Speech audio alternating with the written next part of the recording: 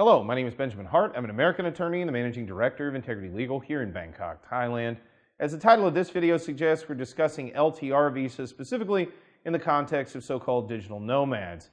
And I thought of making this video initially after, just in principle, and then I was kind of reading on the internet, came across an article, which I'll quote here in a moment, but I thought of actually making this video after listening to, there's a guy also on YouTube, a guy named Doug Casey, international man. He's been around forever. He's kind of frankly, he's kind of an icon in the expat community, you know, in sort of the perpetual traveler, digital nomad kind of space. Although I don't think you could classify he himself as a digital nomad in the current sense of the term. But I thought of it because, you know, he wasn't disdainful about digital nomads, but he kind of brought up the point that, you know, he brought up the point that perhaps they are a sort of, I hesitate to say symptom, but they're kind of a byproduct of, you know, I don't know, globalization 1.0, where, you know, you have this very quick integration of the globe, which in certain ways, we see it in the form of supply chains and things of this nature. You know, we're kind of seeing, I hesitate to call it a disintegration, I don't think that's the right word, but kind of a retrenchment, you know, kind of a little bit of backtracking in terms of the level of integration we once saw.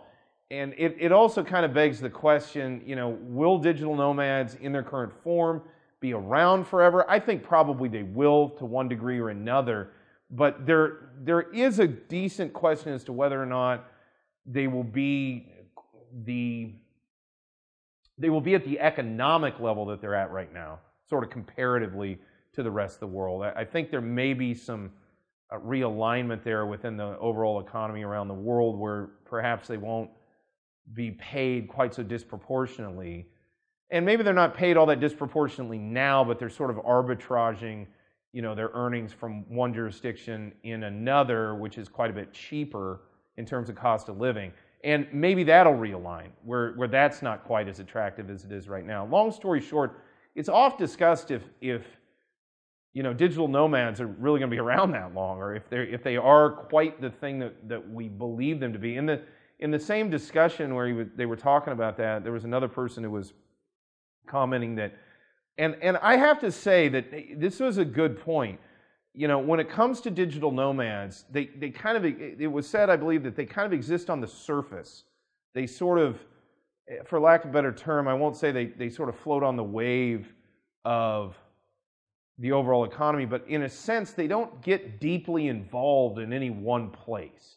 And as I've said before, there's a big difference, and maybe there's a spectrum here. I've often noted that in my mind, there's a big difference between an expat and an immigrant. An expat has a totally different paradigm than what you think of as an immigrant. I think of myself as an immigrant.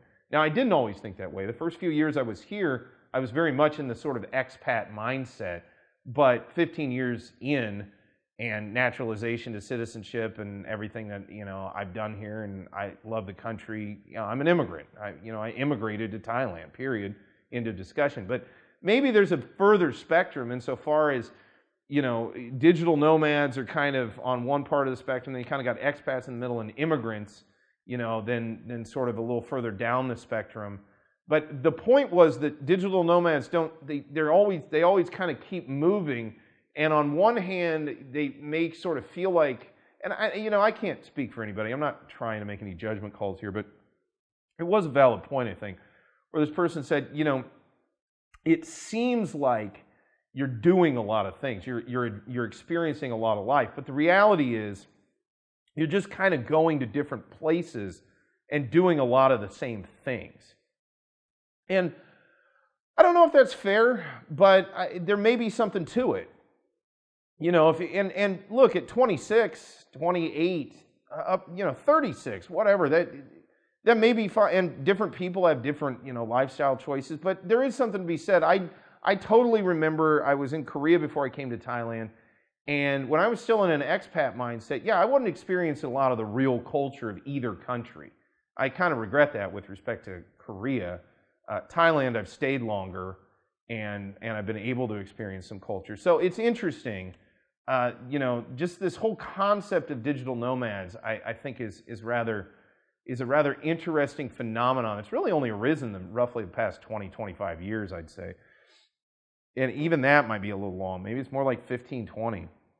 In any event, I also thought of making this video after reading a recent article in the Pattaya Mail, pattayamail.com. Article is titled, 10-Year Thai Visas Are Having a Slow Takeoff.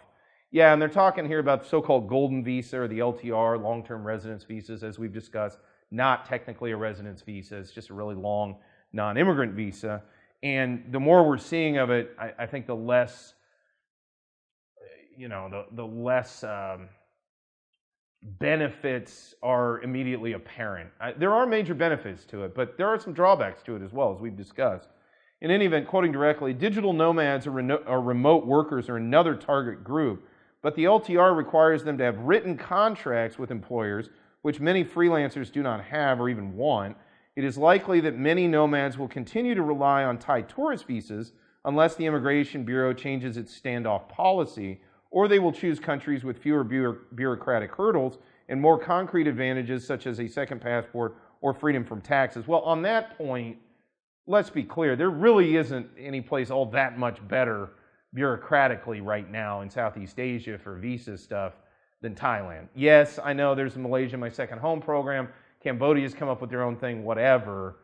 My commentary on that would be, yeah, all things being equal, I think Thailand's doing pretty good in terms of, you know, comparative bureaucratic hurdles and kind of encouraging people to come in. Quoting further, the final group are the wealthy global citizens, a mysterious breed whom time authorities see as high-value customers and investors. And again, I don't know where they kind of intersect with so-called digital nomads. Digital nomads seem to kind of be the working professionals of the globalized world, if you will, whereas these sort of so-called wealthy global citizens, wherever they may be, and you know, I'm sure Thailand would love as many of them to come here as they could get, but at the end of the day, you know, there's only so many of those folks, and creating programs that really targets them, I think fails to really look at the volume of people you could get by, you know, for example, just having a good retirement visa policy, which I think Thailand has. I've discussed this at length in multiple videos across multiple different platforms and said that, look, I mean, retirees in Thailand, all things considered, it's pretty good compared to a lot of other countries. Now, yeah, residence is difficult, and yeah, the second citizenship thing is just, I think, never going to happen in Thailand, and frankly, as a Thai, I would have a real problem with that. But setting that all aside, you know, at the end of the day, it's a pretty good place to retire here in the Kingdom of Thailand.